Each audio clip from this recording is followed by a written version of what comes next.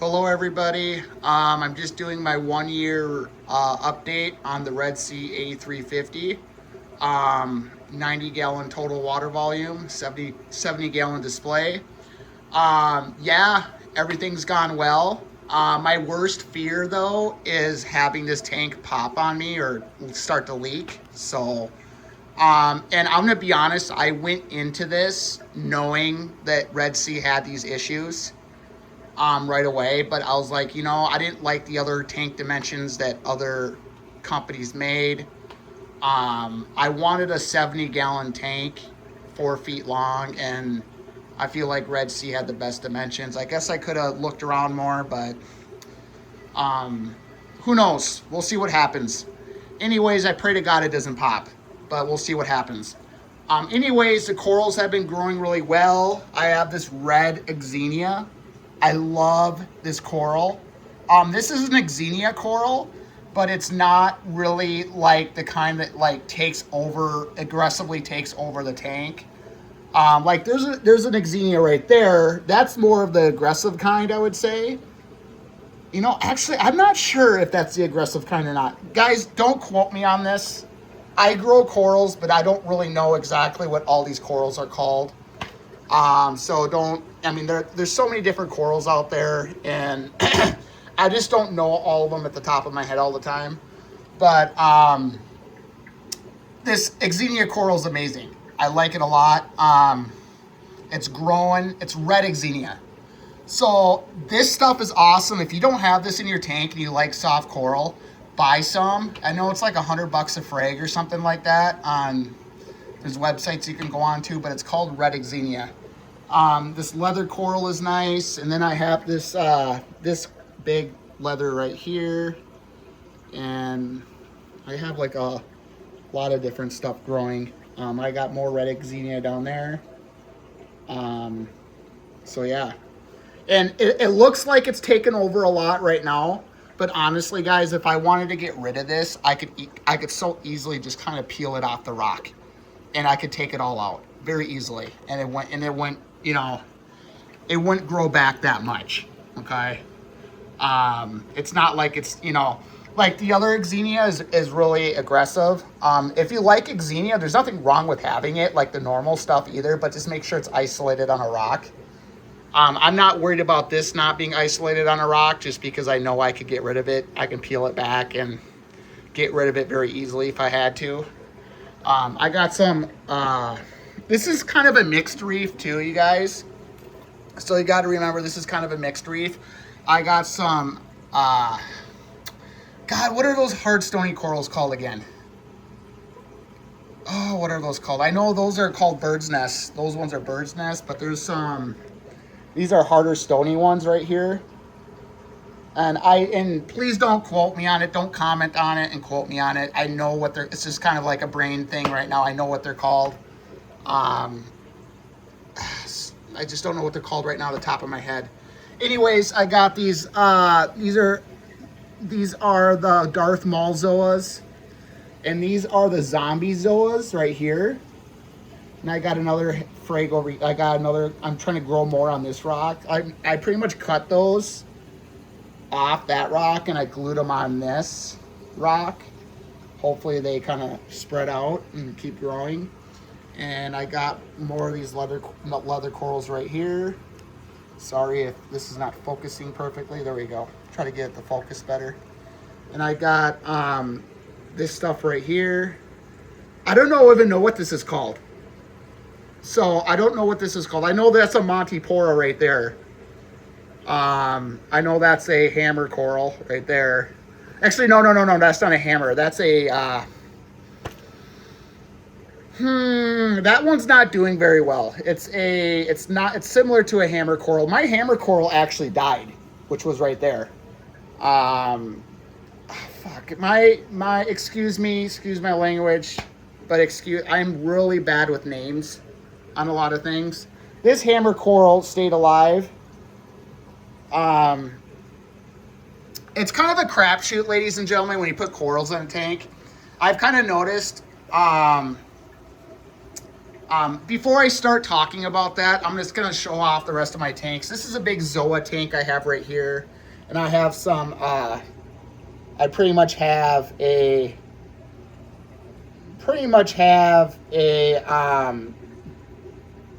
A-can right there. That one is always looked really good. I've had to take him out and put him in different tanks though. Sometimes they get stressed out and I have to try putting some of these corals in a different tank. There we go. So these are a lot of different Zoas right here. Most of these were cheaper ones. None of them are really that expensive. The only expensive Zoas I have really are the Darth Maul ones and the zombie ones. So anyways, I love the hang on the side skimmer here. I love this thing. Awesome. I love it. I'm using a Radion light. That is the half light. So, and I'm gonna be honest, I have both Red Sea lights and Radion lights, and I'm starting to regret not putting a Red Sea light on here. And I've had both, guys. I've had Radions. I've had Radion XR30s. I've had 15s, and honestly, I kind of like. Honestly, I've played with this light all the time. Okay, everybody has their preferences. Everybody has their confidence levels on what lights and what equipment works better. And just because I say something doesn't mean it's facts. Okay, so don't quote me on that either. But I kind of like the adjustability with these lights more. These brand new Red Sea ones, they just came out. I think they're like the G4s or something, or G3s. I have no idea. But they're the newest ones that came out. And I feel like I can adjust the lighting a lot better with them. So I can play with it. Like this one, it's like harder to it. I don't know why. I just can't. I don't know. I'll play with it more. But honestly, I kind of think it's a little overrated, XR Radion. I'm going to be honest. So don't think you have to buy Radion lights. Like these Red Sea lights are just as good and they're cheaper. Okay? In my opinion.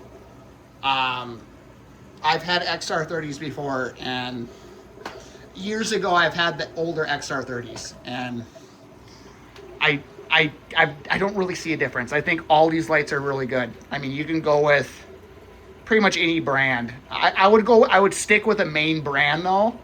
I wouldn't get caught up in the aftermarket stuff.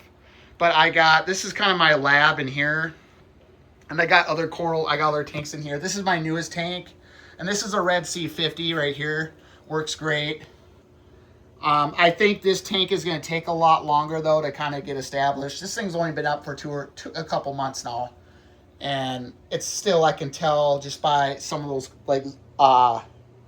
some of those hard corals back there on the top that they're just not getting something is not established in the tank yet for them to be healthy, but they're not dying though. I mean, the colors look really faded on them when I look at them, but they're not dying either. So I have no idea. And then I have this tank back here. This is a Innovation Marine 15. And I got more of that red Exenia. And I'm just kind of growing this GSP out as much as I can on a rock. Just because I love how fluffy it is. I love how it waves around. So I really do like that coral a lot. So pretty much I even have a microscopes and stuff over there, which I rarely ever use. I'm thinking I'm going to end up utilizing that space for something else instead. I rarely use that stuff, guys. I bought it just to do it. But I don't use it. I just rarely use it. I used it a lot more before, but anyways, this is all the containers right here. I'm always just doing updates on the lab in here and what I'm doing. If I have any thoughts and my experiences, that's why I do these videos, to try to tell people what I've dealt with and stuff like that. One thing I've noticed I want to talk about is the phosphates. I kind of, and the alkalinity too, like all these levels that people measure, just the parameters, okay, just the basic parameters of like alkalinity, phosphates, calcium, magnesium. I've noticed the magnesium does not ever drop on my tanks. And I'm sure there's a lot of experienced people out there that know why. Maybe it just takes a lot longer for these tanks to establish. Like my longest tank is a year old. Actually, this one's a little over a year. This is the Red Sea 33. Awesome tank. I love it. Okay. I think Red Sea in general makes good products, but I just wish they would figure out what's wrong, why the tanks keep popping. I have no idea. They don't, if it ever happens to me, I'll never buy another one. I'll say that. Hopefully it doesn't. I'll say this though, if I ever bought a really big tank, I wouldn't go with a Red Sea. Just because everybody's saying it's the big tanks that are popping. It's like the bigger ones, even bigger than this one. So, who knows? That could be a lie. Who knows? It's just from what people are telling me. So, but anyways, I want to end it here by saying, the phosphate levels, guys. What I've noticed is that I've had corals, like, it doesn't matter. What I've noticed with these corals in general, to end it, is that it doesn't matter, like, I feel like it doesn't matter how stable I keep the parameters. I'm testing my tank every week, so if the alkalinity dips a little bit, I'll dose it back up to where I want it, and I'll keep everything stable. But then all of a sudden, a coral will just flame out and die, right? And I think that happens to everybody. Like, it's weird because I've actually had multiple frags of these, for example, and I had a frag of this just die in this tank, even though it came from the same colony. But this colony was fine and nothing happened to it. So it's just the weirdest thing how corals just flame up and die. And I've noticed that in this hobby that there's nothing you can do about it. There's absolutely nothing you can do about it. No matter, like, don't think you can go and test the water and chase down the problem, because you're not going to find it. I've tried doing that. Unless we had, and it could even be some element that's off. But even if it was off, even if an element was off in the tank, by correcting that element, you might affect other corals too, because all the other corals are happy. So, I mean, to be honest, there's really nothing you can do about corals that flame up and die. And I've noticed with the phosphate levels, like I've had phosphates in my other main tank over there in my 15 gallon that was up like 0.4, super high. And the corals were super happy. Then I had phosphate levels in this tank where it was 0.1 or under, like 0.05 to 0.1. And then I would have multiple deaths in the tank, corals dying. But everything else was fine. The alkalinity was fine. The calcium was where it needed to be. The magnesium where all the stuff that we can potentially test, everything was where it needed to be.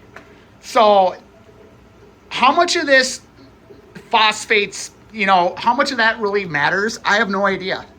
I'm starting to question whether any of the elements really matter in these tanks. Like, they tell you that you don't want your alkalinity swinging all over the place, because that could potentially kill your fish or could kill your corals for sure. But then when we buy corals in a store, it's just say you go pick up a coral in a store and the alkalinity is like totally different from what's in your tank. You would think that would kill your coral then right off the bat, just transferring it into a different tank with different alkalinity, right? So, I've done everything right, and I've kept everything stable, but I still get coral deaths, and there's no stopping it. So I just want people to know that. If there's anything that people have to say about that, they're in the hobby. If you want to comment down there and say, oh, you're doing this or that, please do it, because people need to know. I'm just reporting what I've dealt with, okay, in this facility for the last year, in this lab for the last year. So, if anybody else has anything to say about it, please comment and let us know. If there's anybody else that's experienced and, this is why, this and that, because people need to know. I need to know. I'm just doing my job the best of my ability in this industry.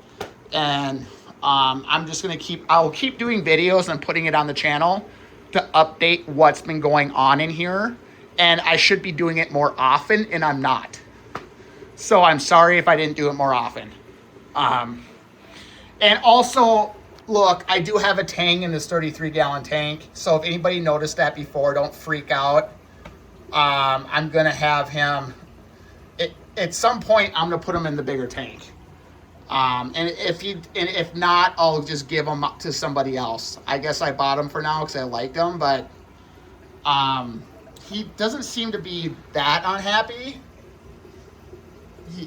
He always eats, and his color's always good. He hides under the rock there, but I don't know. We'll see. Well, if he starts getting upset, I think he could be a little stressed right now. I'm going to be honest. He's acting a little weird right now. But in general, when I've seen him before, he was always fine. I'm going to have to figure out how to get him out of there, because that can't be a permanent spot for that tank. It can't be. I don't want him in there anymore anyways, because he's kind of aggressive towards the other fish, because I know it's not a big enough space. Now, if he was the only fish in the tank where there wasn't other fish in there, I think he could possibly get away with it, honestly.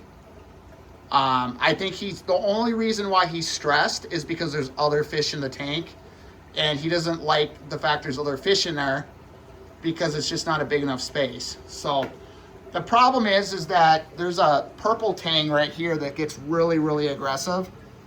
Okay. So what I'm going to end up doing is there's this box that I have that will sit on the side of the glass. I'm going to try to get him out of there and put him in that box. And I'll let this purple tang hash it out on the box until he gets so sick of it that he gives up. And then I'll let him out and see what happens. If that doesn't work, then I'll have to give him to somebody else that has a bigger tank.